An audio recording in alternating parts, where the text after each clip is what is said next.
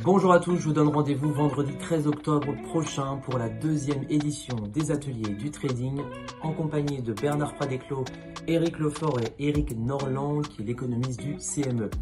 Cette inscription est entièrement gratuite et réservée à tous. Donc je vous attends vendredi 13 octobre prochain. Bon webinaire à vous.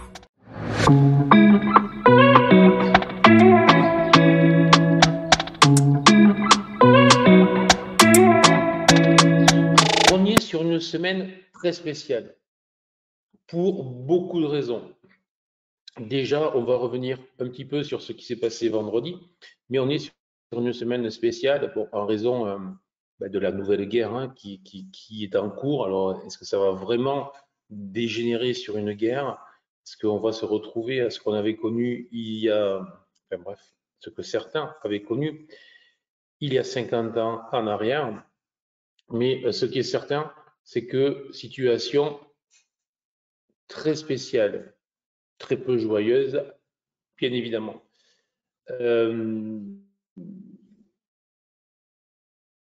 Bon, semaine spéciale pour cette raison-là. Deuxième raison, plus classique et qui, elle, est très envisageable aujourd'hui, c'est le Columbus Day, sauf erreur, aux États-Unis. Donc ça veut dire que les banques sont fermées, les marchés sont ouverts et donc on va être sur des marchés quand même bien différents aux États-Unis, sur des marchés creux à un moment où effectivement il peut y avoir quand même beaucoup de pression sur certains marchés. Deuxième raison, on va avoir, enfin, deuxième importance cette semaine, on va avoir les chiffres de l'inflation.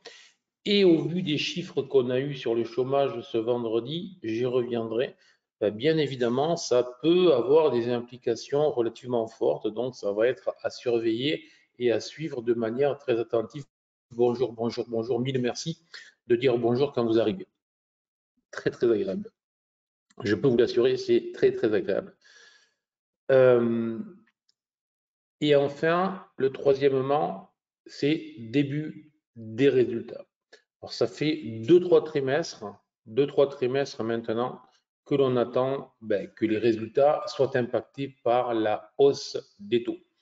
Ça fait plusieurs trimestres, là aussi, que j'indique, je ne suis pas devin, mais historiquement, on sait qu'il faut de 12 à 18 mois pour que les hausses de taux impactent réellement l'économie et donc impactent réellement les chiffres d'affaires, les marges et donc les bénéfices des sociétés qui sont cotées et donc en conséquence les indices si l'on travaille sur les indices. Donc. Mais évidemment, dans un monde où tout est pressé et où on fait du tic par tic, cette notion de 18 mois est une notion que l'on a beaucoup de mal à comprendre. Et lorsqu'on explique 18 mois à l'avance qu'il pourra y avoir à un moment une tension sur les marchés, en tic par tic, il faut savoir faire abstraction de tout ça sans jamais l'oublier, sans jamais l'oublier. C'est-à-dire que je prends connaissance que dans 18 mois, potentiellement, il se produira un certain nombre de choses. Mais en attendant, je ne suis pas du tout impacté par le fait que dans 18 mois, il faudra peut-être que je sois plus baissé que ce que je suis, etc., etc. C'est souvent là la difficulté du trading. C'est souvent là la difficulté de trader à partir de ce qu'on entend le matin, l'après-midi, les collègues et les copains, les réseaux sociaux, les journaux, la télé, les interviews, etc. Parce que la réalité du trader et du détrader n'a rien à voir avec la réalité économique qui, elle, a son propre rythme et qui est un rythme beaucoup plus lent. Est-ce que vous comprenez ce que je dis là? Salut, salut encore à ce qui arrive. Est-ce que vous comprenez ce que je vous raconte là ou pas?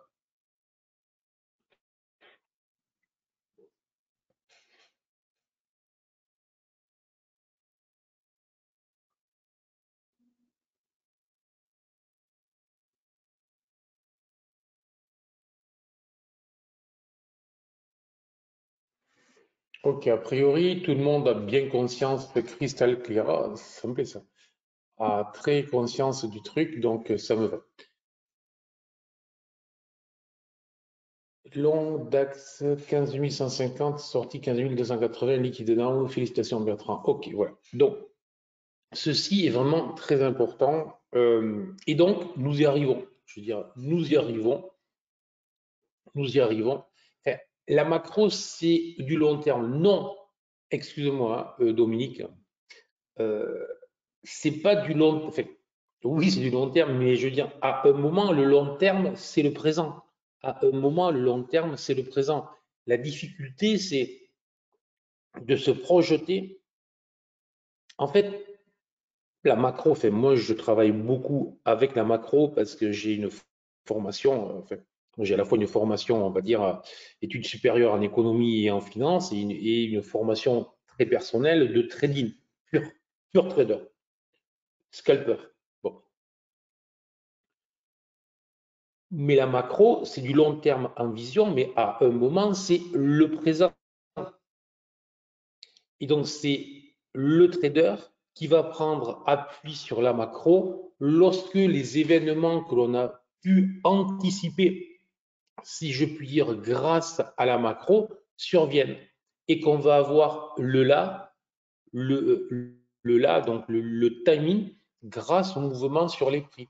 Grâce au mouvement sur les prix. Voilà. Donc, pourquoi c'est important cette semaine? Donc, vendredi, c'est les bancaires aux États-Unis, mais dès demain, LVMH en France et en Europe. Donc, parce qu'on va voir si on commence à avoir un impact ou pas. Alors, normalement, soyons clairs, les résultats devraient être plutôt bons. Mais il va vraiment falloir écouter pour ceux qui sont intéressés par le sujet, et j'espère que vous l'êtes. Il va falloir commencer à s'intéresser aux perspectives que nous offrent les entreprises, car c'est là-dedans que nous aurons les réponses. Voilà, voilà. Allez, voilà pour ce petit, j'espère pas trop long préambule. Si je vous embête avec ça, vous me le dites, on parlera que de chandeliers, de couleurs vertes et rouges et de trading. Moi aussi, c'est ce que j'aime. Mais après, la bourse, c'est aussi du réel. Bon. On va commencer quand même avec le pétrole aujourd'hui, évidemment, puisqu'on était très baissier en raison de la guerre, ou on l'appelle, on verra comment il faudra l'appeler plus tard, évidemment, comme toujours. Le pétrole est en train de rebondir. Honnêtement, on n'a pas un rebond spectaculaire pour le moment. Donc, je dirais que, alors, là, je vais prendre des multiples maximum de pincettes dans mes mots. Je vais faire très attention dans tous les mots que je prononce, car bien évidemment, ça me rappelle l'an dernier sur la période ukrainienne. Certains que j'accompagnais croyaient que c'était la fin du monde. Il faut toujours, lorsqu'on est un trader et lorsqu'on a connu beaucoup de guerres, de crises, etc., ne jamais se laisser envahir par des sentiments négatifs qui vont venir, qui impactent ce que l'on doit faire. Donc, il faut toujours rester, hélas, extrêmement froid. D'accord? Voilà. Après, à titre très personnel, ce n'est pas des moments que j'aime trader. Très typiquement, je vous le dis, je n'irai pas acheter du pétrole si je croyais que c'était là qu'il fallait faire du fric sur le fait qu'il y a eu des morts sur les événements. Voilà. Mais ça, c'est mon trading à moi. Je ne joue pas, je fais jamais de fric sur le sang. Il y a suffisamment l'occasion de faire du fric sur les marchés en se faisant plaisir. Aller en faire sur le sang, franchement, c'est peu ragoûtant et très, très peu intéressant. Après, chacun fait ce qu'il veut. Je n'ai aucune prétention à quoi que ce soit. Je dis juste moi ce que je fais. Mais en attendant, on va constater factuellement, en essayant de faire abstraction autant que possible du contexte, qu'il y a un gros rebond, que pour le moment, ce gros rebond n'est en rien spectaculaire. on est loin du rebond qu'on avait eu. Pour ceux qui étaient là, alors ça devait être la première séance qu'on avait fait en avril, le 3 ou le 4, je pense, où l'OPEP avait serré les cordons du pompage. On avait eu un gros rebond spectaculaire et derrière un retournement. Donc pour le moment, à ce stade, vu de ce qu'on a, on peut et on doit considérer qu'on est dans un simple pullback. D'accord? Bon. Déjà, on n'est même pas revenu sur des niveaux qui pourraient faire dire qu'on est en train de franchir des niveaux qui sont très intéressants. Il faudrait vraiment repasser au-delà des 90 pratiquement pour signifier qu'il se passe quelque chose. Je ne suis pas du tout en train de vous dire que ça ne se produira pas. Je vous dis à l'instant même, au moment, avec ce que j'ai sous les yeux, les opérateurs n'ont aucune inquiétude. Les opérateurs sont en train de pricer le fait qu'on n'est pas du tout en guerre, que ça va rester, on va dire, dans des opérations terroristes et des échauffourées, et qu'il n'y aura pas de contamination aux autres pays, qu'il n'y aura pas de menace des autres pays, et notamment, bien évidemment, des pays producteurs. Est-ce que vous comprenez ce que je dis là ou pas? Mais prudence maximale, c'est l'instant T de ce qui se passe. Si l'on franchissait les 87 et les 90, là, cette grosse zone de résistance, effectivement, là, ça voudrait dire que le discours que je vous tiens ne tient plus, justement, et là, on rentrerait dans quelque chose de bien différent et la possibilité, effectivement, d'un gros dérapage sur le pétrole si jamais certains pays producteurs venaient à dire qu'ils coupaient par exemple leur production. Scénario un petit peu noir, mais notre job de trader, c'est toujours de être factuel en fonction de ce qu'on a sous les yeux et toujours de prévoir le pire sans s'affoler, je dis bien, en restant totalement zen. On n'est pas là. J'essaye de vous expliquer un truc, j'espère que je vais trouver les mots qui conviennent. Mais en tant que trader, on n'est pas là pour se faire peur.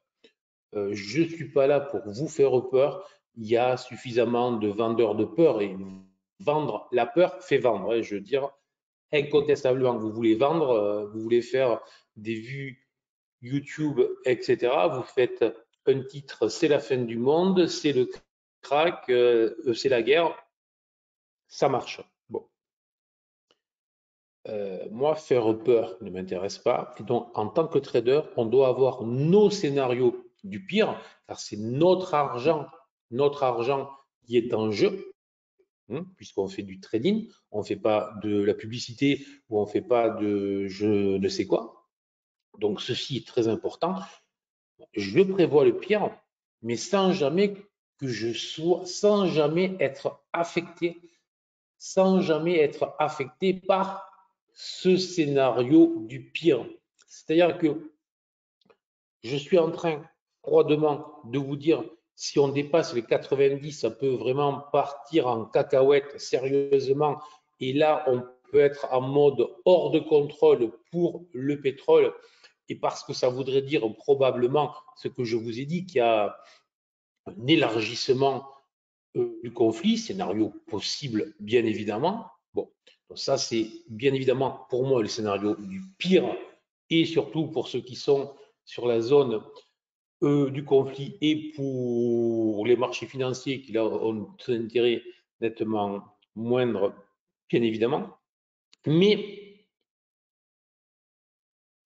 je dois pouvoir prononcer ces mots, je dois pouvoir me préparer à ça tout en restant totalement zen, totalement froid et sans envisager que c'est le truc qui va arriver. Je ne suis pas là pour me faire peur, je ne suis pas là pour vous faire peur, je ne suis pas là pour envisager le pire, le truc qui va péter. Est-ce que c'est bon, ça aussi, ce truc que je vous propose de réflexion autour de scénario du pire tout en restant zen, extrêmement calme?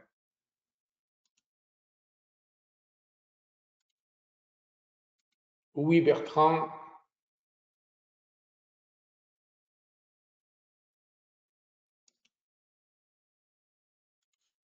Oui, Richard. Ok, oui, très bien. A priori, bon, c'est clair. Ok, ça va. Donc voilà, donc inutile d'essayer de faire des prévisions, bien évidemment, sur le pétrole. Euh, Peut-être pas le produit le plus à travailler, et en ce qui me concerne, surtout pas à l'achat pour profiter de ce mouvement. Bon, on va venir sur ça qui est très intéressant, puisque certains m'ont annoncé, ils se reconnaîtront, qu'ils avaient profité de cette sortie impulsive. Donc, je suis sur le Nasdaq, pardon, si vous ne le voyez pas, il faut que je le dise systématiquement. Donc, je suis sur le Nasdaq, Nasdaq 100, le CFD, en l'occurrence, l'USTEC. Bon. Et je suis en 30 minutes, l'unité de temps que l'on étudie pour faire ces plans de trading en day trading scalping. Le Nasdaq, je vous disais, le plus probable, bien évidemment, c'est que l'on enfonce les supports, les 14 400, 430. Ça, c'était vraiment le scénario le plus probable. Je vous proposais un scénario alternatif peu crédible, mais je vous disais de mémoire toujours être prêt avec un scénario qui va piéger les investisseurs. Et très clairement, c'est le scénario qui s'est mis en place. Et il s'est mis en place presque d'autant plus douloureusement pour les investisseurs qu'on a eu, suite à l'annonce du chômage américain, un grand chandelier baissier.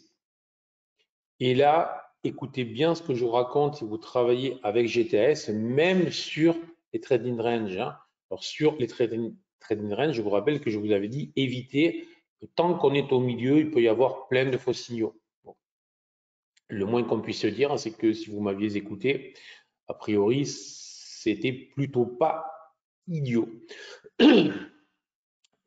L'autre élément, lorsque vous avez un grand chandelier baissier comme ça, et que le BSI long terme est vert, autrement dit, lorsque ça va à l'opposé du BSI long terme, donc là, vous voyez, c'est vraiment GTS, c'est juste top niveau. Dans 80% des cas, c'est un faux signal. Dans 80% des cas, c'est un faux signal. Autrement dit, jamais travailler un chandelier baissier qui nous attire et qui nous attrape. C'est un bear trap classique dès lors que le BSI long terme est vert. C'est vraiment un grand classique qui marche très très bien. Donc ça marche systématiquement. Oui, Philippe, exactement. C'est un peu comme le CPI qu'on avait eu l'an dernier. Ça devait être le 13 octobre, il me semble, Philippe. Si je me souviens bien, ça devait être le 13 octobre l'an dernier, le début de la baisse sur le Nasdaq dans un contexte un peu différent, mais c'est exactement ça. Je te félicite. Je te félicite. Donc, et par contre, on a eu la cassure par le haut. Certains l'ont travaillé en fin de journée. C'est ce qu'ils m'ont dit. Et on a ici ce matin, vous voyez, un pullback. À ce stade, c'est un pullback. D'où on peut changer la couleur de cette ligne-là qui n'est plus rouge mais qui est verte, ou qui est potentiellement une zone support. On peut même l'élargir à ce niveau.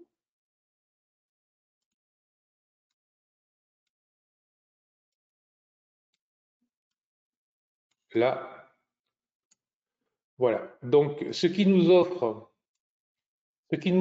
une zone support 14 860, 14 903, il va falloir s'en affranchir, il faut le valider. Attention, je ne vous dis pas que c'est une obligation que l'on rebondisse, mais je vous dis juste que le marché vendredi a piégé tout le monde, que le marché, on va dire, est en cours de réintégrer son range, mais pour le moment, il est sur un mode plutôt appui sur support, que potentiellement le Nasdaq, lui, est en route pour aller chercher 4 à 500 points au-dessus des niveaux actuels. Il n'est pas du tout en route pour repasser sur le bas. Donc, on est vraiment sur un niveau clé, semaine charnière. semaine potentiellement très compliquée, beaucoup d'activités et des marchés qui piègent dans tous les sens, plus un contexte géopolitique, qu'on va l'appeler comme ça, qui est plus que compliqué.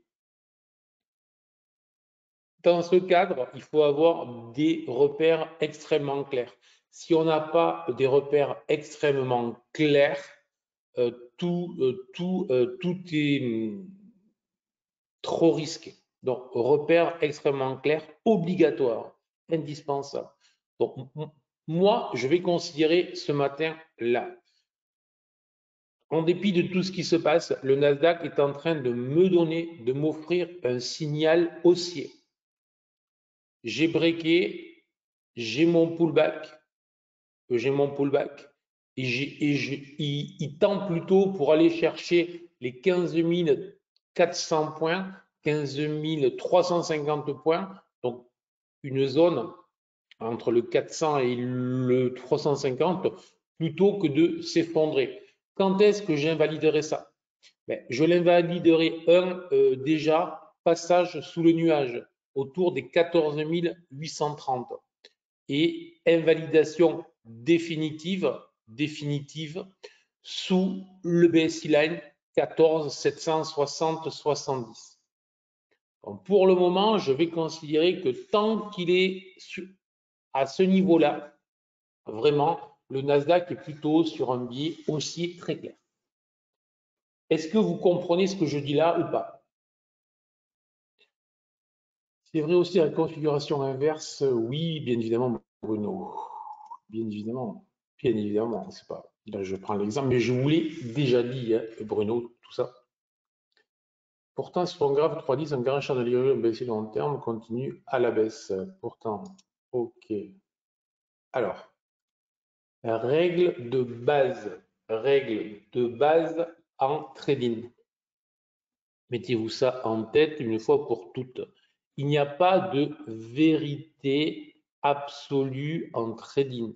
La vérité n'existe pas. Lorsque vous travaillez des statistiques, vous travaillez sur les statistiques. C'est quoi les statistiques? Ça signifie tout simplement que si vous avez 50, non, si vous avez 70 ou 80% de chances de gain, d'accord?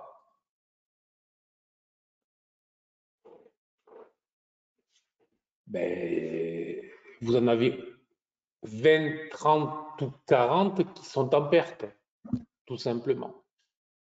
Vous tradez dans le sens des probabilités les plus importantes. Je peux vous prendre une stratégie, je réponds à ça, je ne sais pas si je voulais coller, donc je vous le recolle, je n'ai pas le retour. Les stratégies, on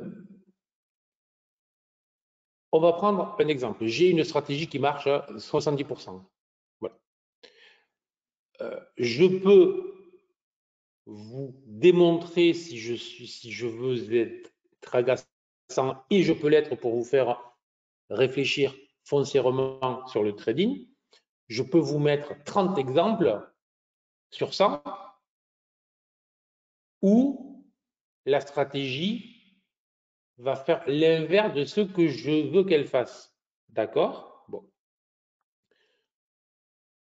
Et si je veux vous induire en erreur, je vais ne vous montrer que les 30 exemples où ça marche.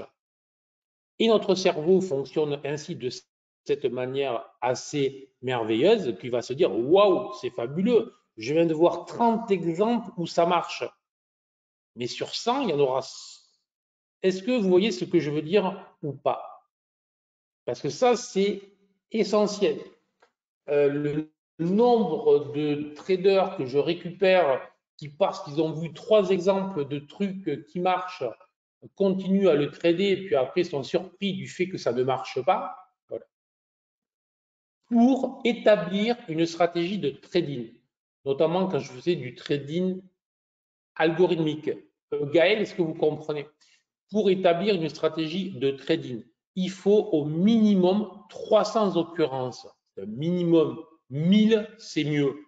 voyez? Voilà. Donc, si vous prenez 3 cas, 10 cas, et vous dites waouh, ça marche, ou 30 cas, waouh, ça marche, aucune validité. Aucune validité. Minimum 300. 1000, c'est mieux. C'est du travail, les gars.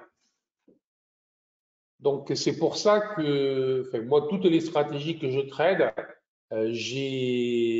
en plus, c'est vrai que j'ai la chance de les avoir, de travailler essentiellement en algo et ensuite d'avoir pu les retravailler en discrétionnaire. Si vous faites ce travail, tout se passe bien. Si vous voyez 3 chandeliers, 3 couleurs, 3 indicateurs, si on vous fait croire avec une vidéo, je ne sais pas, je vous montre 5 exemples, 10 exemples, 20 exemples du fait que ça marche, où je prends 20 cas et sur les 20 cas, j'en ai 16 qui marchent. Je vous dis, waouh, c'est beau comme stratégie parce que ça gagne 8 fois sur 10. C'est une escroquerie. Maintenant, si je vous montre 300 cas ou plus, on commence à trouver quelques certitudes. Je dis bien quelques certitudes. Alors, si tu trouves 300 occurrences, c'est difficile, je suis désolé, Edmond, c'est peu. Merci Jean. Merci Jean. Voilà. Je suis désolé, hein, le trading, c'est du travail. Moi, je veux bien vous faire croire que le trading, c'est du jeu. Je veux bien vous faire croire que le trading, c'est 3 vidéos YouTube et qu'on fait le malin et que tout se passe bien. Si vous travaillez sérieusement, tout se passe bien. Tout se passe bien. Si vous ne travaillez pas sérieusement, tout se passe beaucoup moins bien. Je ne peux pas vous dire mieux. Voilà. Donc, 300 occurrences, ce n'est pas difficile. Ma stratégie phare, le SHMO, j'ai des milliers de cas. Voilà, j'ai des milliers de cas. Le jeu, c'est le casino. Merci Robert. Voilà. Du coup, je vois le nombre des participants qui se réduit par 2 soudain. Non, je blague, ça va. Vous êtes toujours là, a priori. Ça va, je ne vous ai pas trop moralisé, c'est lundi matin. Exactement. Enfin, et évidemment, comme Richard le fait remarquer, et ça je le dis souvent, hein, c'est pas, même avec 70% de taux de réussite, 30% qui sont en perte, donc ça veut dire que vous pouvez peut-être perdre sur 100 trades les 30 prochains. C'est pour ça que la gestion du risque est essentielle. Je veux dire, là, honnêtement, ce matin, en 3 secondes, je vous résume le trading. Le trading, c'est, enfin, un petit peu plus. Je vous résume ce qu'est notre job de trader. C'est moins amusant, je répète et j'insiste, que faire le malin, des vidéos, des machins, je ne sais quoi, ou raconter alors, je vais essayer de pas dire de donc je ne le dis pas, mais voilà, la réalité de notre job, elle est là. Job passionnant, fantastique, fabuleux. Mais il y a, vous voyez, c'est toujours l'image lorsque vous voyez le sportif qui court sur le terrain, qui réalise un exploit, vous faites waouh, voilà. Puis après, vous allez mettre le short et le machin, vous dites bon, moi je vais faire comme lui. Mais au bout de 3 minutes, vous arrêtez parce que c'est fatigant. Parce que c'est fatigant. Le trading, c'est la même chose.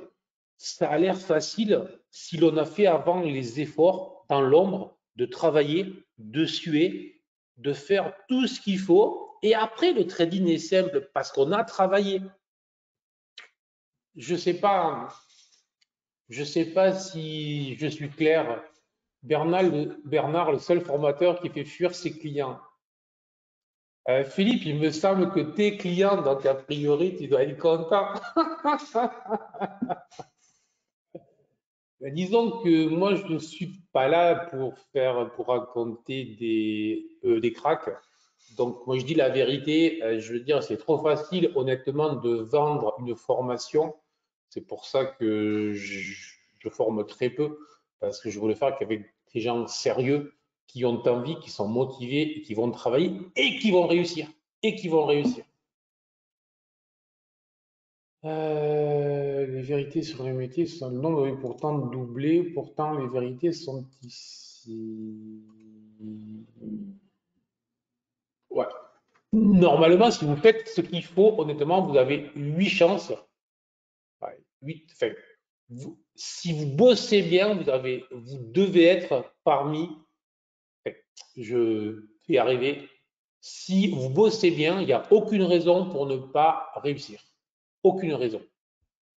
Voilà. Moi, c'est tout ce que je veux dire. Après, voilà, il faut rêver à condition de faire du boulot sérieux. Bon, sur cela, je m'éloigne parce que, puisqu'on touche à ce que j'aime le trading, pourquoi les traders perdent, ça m'agace. Donc j'arrête. Et merci aussi, super. Ok, super, super. Donc, c'est haussier pour le moment sur les niveaux que je vous ai indiqués. Maintenant, restez calme ce matin. Pour moi, mode scalping uniquement. On va voir comment ça tourne, comment ça se passe. Il ne s'agit surtout pas. Voilà, je pense qu'il faut rester très très calme ce matin sur les marchés. C'est ma petite conclusion pour le moment. On ne va pas se mettre en M1 puis en M30. On va voir bien évidemment que le CAC a bien rebondi. Je suis bien sur le CAC, je ne dis pas de voilà. Que le CAC a bien rebondi, qu'il est venu chasser les 7100. Moi, j'avais un niveau futur à 7071. Hein. Il est venu taper d'abord le 70,5, il me semble, et puis il a plongé, et puis il a rebondi. Bref, voilà. Mais si on regarde ça, pour le moment, là aussi, on peut changer. C'est pour ça que les obliques, c'est bien, mais aussi des fois, ça propose. Il faut les redessiner. Extension à droite. Voilà, vous voyez. Le hasard sur les marchés, lorsqu'on fait un peu d'effort, n'existe pas trop. On est vraiment venu rechercher cette zone-là. Donc, pour le moment, ce qu'on va constater, c'est qu'on évolue dans un canal, dans un simili, hein, je dirais, il n'est pas bon, un simili canal ascendant. Donc, on reste baissier sur le fond, mais là aussi, un peu à l'image du Nasdaq, le nuage est vert, on s'appuie dessus, on rebondit. Donc, petite pression acheteuse ce matin, en dépit de tout. Excusez-moi, je reprends. Petite pression baissière en gap baissier nocturne et dès 8 heures, on n'est pas dans un effondrement pour le moment. On n'est pas comme en février 2022, le 25, c'était, si je me souviens bien, là aussi, ouais, ça devait être ça, le 25 février 2022. Donc, on n'en est pas là pour le moment, mais c'est à surveiller. Là aussi, tout passage, tant que le nuage tient, le fond reste. Voilà. Je suis dans un mode totalement neutre. En fait, moi, je repasserai sur le futur. J'ai mon niveau à 7071 que j'ai conservé pour ceux qui font du futur. Sur le cash ou sur le CFD, on va considérer le niveau je vais chercher là, des 7060, on va dire, donc on est vraiment très proche. Je neutraliserai entre 7060 et la fermeture du gap éventuellement, donc là aussi je reste très modeste. Sous le nuage, un peu comme avec le Nasdaq, je considérerais que les vendeurs reprennent la main et donc il faudra aller chasser vers le bas. Vous voyez, je n'ai pas de grandes initiatives ce matin, je ne suis pas du tout énervé ce matin.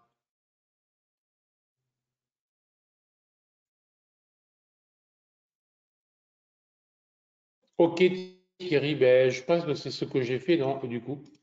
Excusez-moi, je n'avais pas lu, mais je pense que c'est quand même mieux. Ah, ok aussi. D'accord, ok. Allez, on va finir avec le DAX. On va finir avec le DAX pour aller voir très vite, bien évidemment, qu'on va retrouver la même configuration. Ça pousse, je gappe, j'ouvre et je pousse en 30 minutes. Donc là aussi, très peu d'indications, très peu d'indications. Soyons clairs, tout va dépendre de tout ce que je vous ai dit. Donc, extension ou pas du conflit, CPI, résultats des sociétés. Donc, mon conseil final pour ce lundi matin, mode scalping, biais baissier léger sur le CAC sous les 7060, 7071 futurs à condition que ça bloque. On a quand même rebondi, donc on va attendre vraiment que l'on repasse sous les nuages verts pour avoir des biais baissiers en mode scalping, mode neutre pour le moment. Et le Nasdaq est vraiment l'indice à surveiller. Le Nasdaq est vraiment l'indice à surveiller ce matin, puisque c'est vraiment celui qui nous offre la configuration la plus intéressante. Oui, alors j'avais vu que les niveaux futurs étaient légèrement différents, mais sur la configuration, c'est exactement la même chose en ce qui me concerne, donc il n'y a aucun souci. On est vraiment sur cette extension, cette sortie de range et ce pullback pour le moment. Donc la question qui vaut cher là, c'est si le pullback est validé, je sais que j'ai 4 à 500 points à prendre derrière. Donc, le gros potentiel pour ce début de semaine, il est sur le Nasdaq. La probabilité que ça paye, aucune idée, mais surveillance absolue totale sur ce niveau-là, cet indice. Si le pullback ne paye pas, si le pullback ne s'enclenche pas, n'est pas revalidé, il n'y a aucun souci, mais surveillez vraiment si jamais le gap était refermé. Là, ça voudrait dire beaucoup de choses. On ne passerait plus à ce moment-là sur un mode swing, on pourrait rentrer sur des configurations bien différentes, même si personnellement, je vais essentiellement cette semaine travailler en swing. Je ne pense pas porter beaucoup d'overnight. Vu ce qui se passe, il n'y a aucun intérêt à laisser prendre du risque en overnight, même si sur les futurs, on est à peu près couvert la nuit, bien évidemment. Le haut de la session Globex devrait être sensible. Tu me parles de quoi? Sur l'Europe, mais on est sur les hauts là, sur le DAX. On en est quand même très proche, puisqu'on est sur le haut, pour moi, puisqu'on est sur le haut, là, attends, je m'y remets, je te réponds. Je colle la réponse. C'est un exercice. Je m'y remets. Si je me mets en 5 minutes comme ça, tout le monde comprendra ce qui se passe. On est sur les hauts. On a poussé. Voilà. Moi, c'est plutôt le bas qui m'intéresserait. C'est-à-dire que si on revenait sur le bas, pour moi, ça serait quand même un signal baissier assez puissant. Une clôture sous le bas de 8 heures pourrait être un signal baissier. Voilà, mais plutôt pour les spécialistes. On a les mêmes niveaux que vendredi sur le DAX en cash, au-dessus 15 300, les acheteurs pourraient prendre la main. Oui, c'est ça. Je valide Bertrand. Donc, merci pour votre attention. Vous avez des questions sur ce qu'on a vu ce matin ou pas?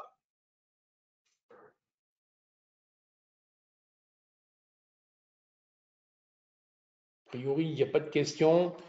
Donc, je vous invite à passer à la partie action avec Freestocks. Est-ce que vous avez une idée d'action ou pas? Action US, Workday. Je connais Workday. Est-ce que je l'ai? La Workday. Laissez-moi juste regarder. Mongo. Mongo, c'est une petite crique en Espagne, pour ceux qui connaissent, non, juste comme ça. Workday. Écoute, je ne l'ai pas du tout là. Est-ce que tu as le ticker? ou pas, s'il te plaît. WDI, ok. WDI, je l'ai pas. Je le vois pas. Non, je l'ai pas.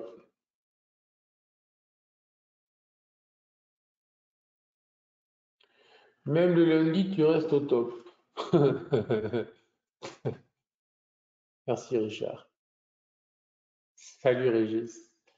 Je regarde si je le vois ailleurs. Alors, ok, je l'ai trouvé là. Ok, ça marche. Allez, c'est parti pour Workday avec un peu de chance. Il a disparu. Hop, je le révolue. Alors, c'est parti pour Workday. Merci Philippe. Alors ça, c'est vraiment une action que j'ai jamais regardée, donc laissez-moi 2 minutes pour l'étudier. BD fail ici en bas, première vague, alerte, pourcentage RT. Moi, je raisonne en stratégie GTS. Vague 3, une 4 potentielle, 4 potentielle, ok. Un gap non fermé, ok, d'accord, ça marche.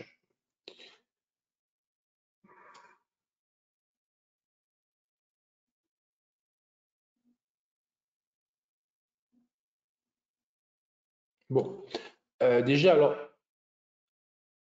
première indication, donc c'est bien beau de regarder l'analyse technique, c'est bien beau de regarder le fonctionnement des cours, mais c'est toujours bien, hein, notamment lorsqu'on achète des actions, de savoir ce que l'on achète.